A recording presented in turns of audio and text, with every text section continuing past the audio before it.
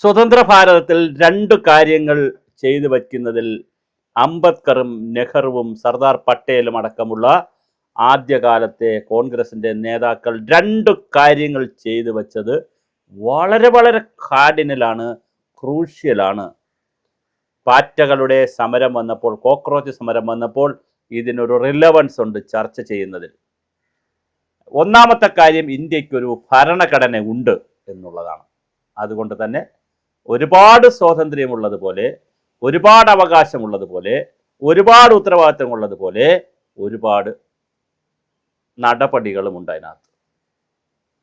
കൃത്യമാണ് ഭരണഘടന. രണ്ടാമത്തെ ഭാഗമാണ് വളരെ വളരെ കാർഡിനലായിട്ടുള്ളത്. മറ്റ് പാകിസ്ഥാനോ ബംഗ്ലാദേശോ ശ്രീലങ്കയോ മറ്റേതു രാജ്യം വിചാരിക്കുന്ന പോലെ മിലിറ്ററിയിലൂടെയോ സൈനിക സംവിധാനത്തിലൂടെയോ ഇന്ത്യയെ പിടിച്ചടക്കുക എളുപ്പമല്ല. കരസേന, നാവികസേന, വ്യോമസേന മേധാവികൾ ഒന്നിച്ച് കാണുന്നത് പോലും, അവർ ഔദ്യോഗികമായിട്ടും അനൗദ്യോഗികമായിട്ടും ഒന്നിച്ച് കാണുന്നതിന് പോലും ഒരുപാട് റെസ്ട്രിക്ഷൻസ് ഉണ്ട്. ഒന്നിച്ചിരുന്ന് മീറ്റിംഗ് കൂടുന്നതിന് വലിയ റെസ്ട്രിക്ഷൻസ് ഉണ്ട്.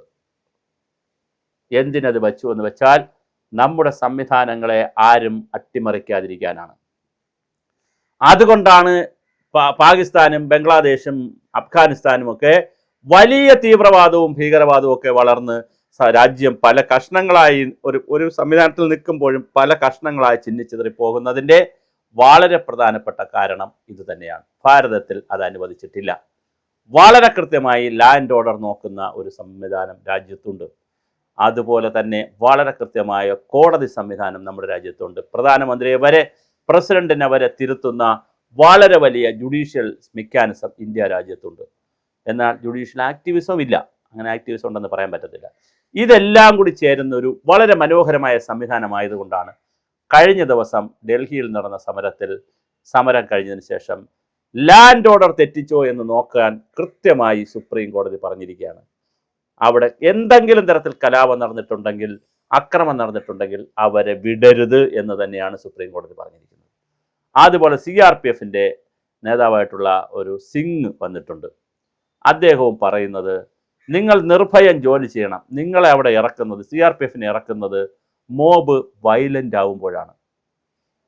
സാധാരണ പോലീസാണ് സാധാരണ നോക്കുന്നത്. സാധാരണ പോലീസ് കഴിഞ്ഞിട്ടാണ്, കേരളത്തിലായാലും സാധാരണ പോലീസാണ് ആദ്യം നോക്കുന്നത്. പിന്നീട് ആംഡ് റിസർവ് പോലീസും അങ്ങനത്തെ അടുത്തടുത്ത സംവിധാനങ്ങളിലേക്ക് പോകുന്നത്. അവരുടെ കയ്യിൽ നിന്നില്ലെങ്കിലാണ് പിന്നെ സേനയൊക്കെ ഇറങ്ങി, പട്ടാളമൊക്കെ ഇറങ്ങി വന്ന് രാജ്യത്ത് പട്ടാള മാർച്ചൊക്കെ നമ്മൾ കണ്ടിട്ടുണ്ട്. കേരളത്തിൽ 254 പ്രഖ്യാപിച്ച് മാർച്ചൊക്കെ നമ്മൾ കണ്ടിട്ടുണ്ട്. എന്തായാലും വളരെ പെട്ടെന്ന് ലാൻഡ് ഓർഡർ പെട്ടെന്ന് ക്രമപ്പെടുത്തി പോകേണ്ടത്, അത് ആ പോകുന്ന സമരത്തിനോ സമരവുമായി ബന്ധപ്പെട്ട സ്ഥാപന ജംഗമ വസ്തുക്കൾക്കോ വേണ്ടിയിട്ടുള്ള സുരക്ഷിതത്വം മാത്രമല്ല, രാജ്യത്തെ മൊത്തം ജനങ്ങൾക്കും സംസ്ഥാനത്തെ മൊത്തം ജനങ്ങൾക്കും ലാൻഡ് ഓർഡറിൽ ഒരു ഭയം തോന്നിപ്പോയാൽ പിന്നെ അവർ സ്വയരക്ഷ തേടുകയും കലാപമുണ്ടാവുകയും അനാർക്കി സംഭവിക്കുകയും ചെയ്യും. അതുകൊണ്ട് തന്നെ എല്ലാ സമരങ്ങളും അതുകൊണ്ട് തന്നെയാണ്.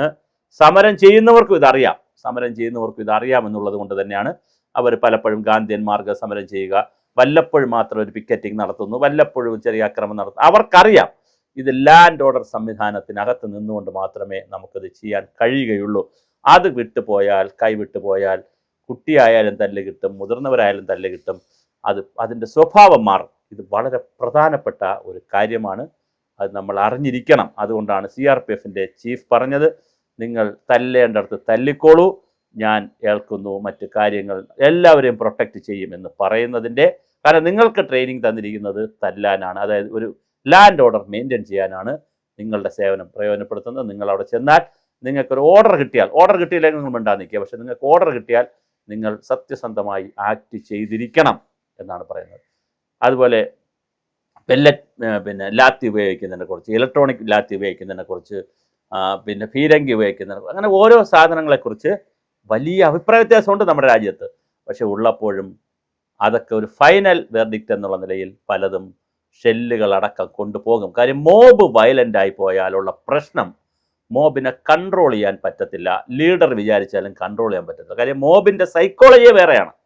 അവരെന്ത് ചെയ്യുമെന്നറിയില്ല. ചിലപ്പോൾ അവർ പരസ്പരം കൊല്ലും, കാണുന്നവരെ എല്ലാം കൊല്ലും, പോലീസിനെ കൊല്ലും. അവർ വയലൻ്റ് ആയാൽ, മോബിൻ്റെ വയലൻസ് എന്ന് പറഞ്ഞാൽ മറ്റൊരു സൈക്കോളജിയാണ്, മറ്റൊരു ഒരു മനഃശാസ്ത്രമാണ് മോബിൻ്റെ സൈക്കോളജി. അപ്പോൾ അതുകൊണ്ട് മോബ് വയലൻ്റ് ആയാൽ തീർച്ചയായിട്ടും അത് കൈകാര്യം ചെയ്യേണ്ടി വരും. അതങ്ങനെ ഒരു വിഷയം ഇന്ത്യയിൽ കിടപ്പുണ്ട്.